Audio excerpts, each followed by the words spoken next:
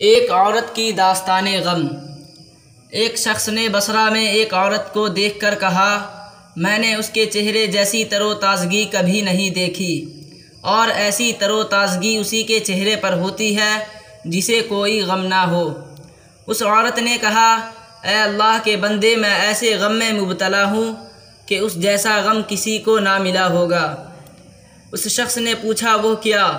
عورت نے کہا، میرے خاوند نے عید الاضحیٰ کے دن ایک بکری ذبح کی۔ میرے 2 خوبصورت بچے وہاں کھیل رہے تھے۔ بڑے لڑکے نے چھوٹے سے کہا، میں تجھے دکھاؤں کہ ابا جان نے بکرا کیسے ذبح کی؟ چھوٹے لڑکے نے کہا، ہاں۔